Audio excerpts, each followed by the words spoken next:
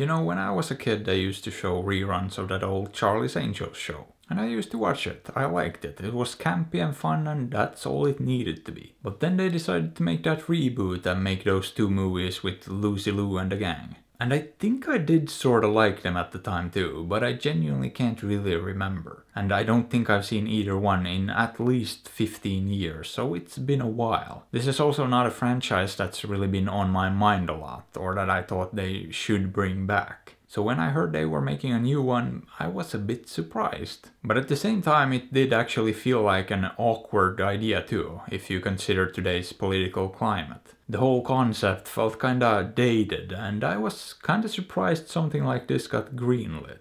But I guess that's where Elizabeth Banks, who wrote and directed this, steps in. Because she sorta decided to embrace the whole sexy female spy angle, and then tried to sort of flip it on its head and make it all about female empowerment. Which in theory I have nothing against, as long as it's well executed. Well, was it? Not really. It could have been worse, but it's not great. Especially when you consider what the movie is trying to do, and then you start with this, well, a tirade basically. The first thing in this movie is a feminist tirade about how women can do anything. And again, I don't disagree with the message, but come on, at least try to be a little bit more subtle about it. Because let's be honest, no one wants a lecture, especially when you're watching an action movie. And especially when that's the first thing you're presented with.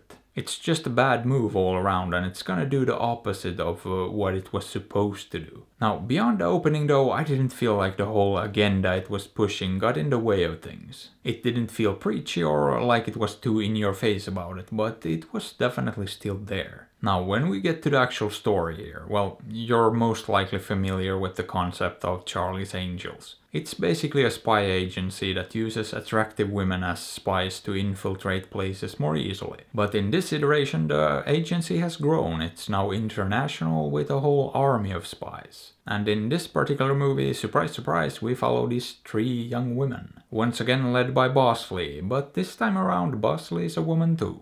And the general plot here is about a big bad guy in charge of a big bad company up to big bad things. And it's naturally up to the angels to stop the baddies from doing what baddies do. Which I mean is about as generic as it gets and feels very much like a throwback to the 80s and 90s. There really isn't anything new or creative going on here, and that was really disappointing. Now, with that being said, I wouldn't call this terrible. It's not awful. I mean, the production value is pretty good, with the exception of a couple of subpar CGI shots. It looks and feels expensive, and I like the physicality of a lot of the action too. The acting is also not bad, and the story, as generic as it is, it works. However, I will say that the humor here really fell flat for me. I don't think I laughed once. Except for one particular scene that I thought was genuinely funny. It's an exchange involving, among other topics, Batman. And yeah, I just thought that was really funny for some reason. But the rest of it, it did pretty much nothing for me at all, so I can't really praise the humor in this. And overall, I just felt like this ended up being a rather unremarkable movie. I would even describe it as painfully average and pretty unimaginative.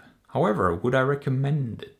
Not really, no. I just can't find any compelling reason to watch this. So I'd say it's pretty safe to skip, or you can not do that. After all, I'm not your dad. But hey, what are your thoughts on this? Have you seen it? Did you like it? Let me know. And if you enjoyed the video, maybe give it a thumbs up or sub to the channel, because that would be fantastic. And if you'd like, you can also support me on Patreon or PayPal through the links in the description. And as always, I appreciate you and thanks for watching.